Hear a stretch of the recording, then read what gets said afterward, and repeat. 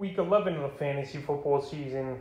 And here's a few wide receivers I would look to get this week. The first guy, Darnell Mooney of the Chicago Bears. So the Bears, they were on bye week this week. But Mooney, the last few weeks, him and Justin Fields have built a good rapport. And he's put up decent ball games. So he's put up double-digit fantasy games.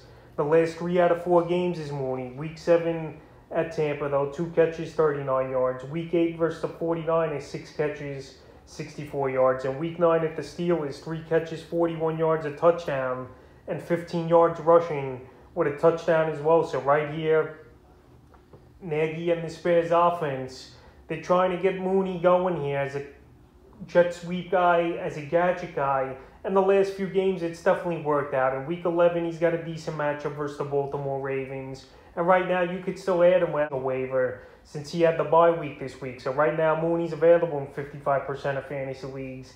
And he's a guy who's been emerging over the last few weeks. And I would give him an ad on the wire. The next wide receiver is Traquan Smith of the New Orleans Saints. So the Saints receiving core is pretty decent in my opinion, even with Michael Thomas out for the season. You got Harris, you got Smith, you got Callaway, and Smith had another good game in week 10 at the Tennessee Titans. 4 catches, 44 yards, and a touchdown. So 2 out of the last 3 ball games, he's had double-digit fantasy days in PPR leagues. Week 8 versus Tampa Bay, 3 catches, 33 yards, and a touchdown. Week 9 versus Atlanta, 3 catches, 53 yards. And then like I mentioned here in week 10, 4 catches, 44 yards, and a touchdown. So Smith, he was going to be a big-time receiver, many people thought a few seasons ago. But injuries have played a big part in the lack of production and obviously playing time here for Smith. But now since he's returned, he's been solid like I mentioned. So he's available in 97% of fantasy leagues. And he's got big playability, especially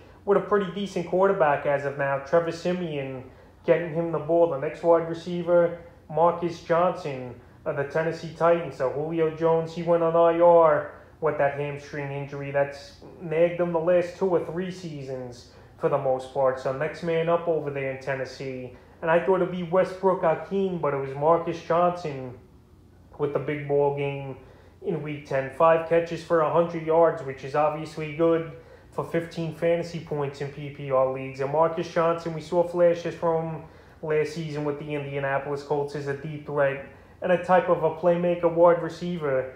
But right here, he's with Tennessee, obviously. And this season, when he filled in as well for Julio in week 5 at Jacksonville, 3 catches for 52 yards. But now with Julio out for at least 2 or 3 more weeks here, it's going to be him and Westbrook-Ikhine in that number 2 role. But this guy's more of a playmaker, in my opinion. He's more of a deep ball threat.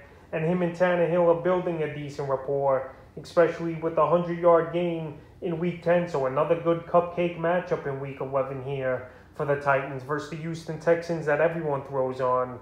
And they give up the 13th most fantasy points to wide receivers. So Johnson, he's definitely a guy who would get on the wire this week. The next wide receiver is Van Jefferson of the Los Angeles Rams. The news broke on Friday that Robert Woods is out for the season with a torn ACL. And we know on Thursday they signed Odell Beckham Jr. as well to a deal. But now it's Van Jefferson's time to shine. And he's going to blow up, in my opinion, and have some huge ball games. So right now, a lot of owners have gone out there and got him since the Woods news broke a few days ago. But he's still available in 43% of fantasy leagues. So this most likely is going to be your last chance to go out there and get Jefferson, because he's going to be universally owned, especially if he has a good ball game tonight on Monday Night Football at the San Francisco 49ers. Then he goes on bye in week 11. But the last few games for him, week 7 versus Detroit, 4 catches, 43 yards, and a touchdown. Week 8 at Houston, 3 for 88. And week 9 versus Tennessee, 3 for 41. But now he knows the playbook. Woods is out. And I know Beckham's in town, but this guy's going to have a major role, in my opinion, in this offense. And he's definitely a wide receiver to get on the wire. And the 5th and final wide receiver I look to get on the wire this week's Kendrick Bourne of the New England Patriots. So Bourne, I've mentioned him a few times this season, but he's really starting to kick things into gear. So the last 3 out of 5 games, he's had double-digit fantasy points as Bourne. And week 10 was the biggest game of the season for him. 4 catches, 98 yards, and a touchdown. And he even was used as a gadget guy as well, rushing the football for 43 yards on 3 attempts in this game. So the last few weeks, week 7 versus the Jets, 25 pass yards, a touchdown, 4 catches, 68 yards. Week 8 at the Chargers, 4 catches, 38 yards, and a fumble loss.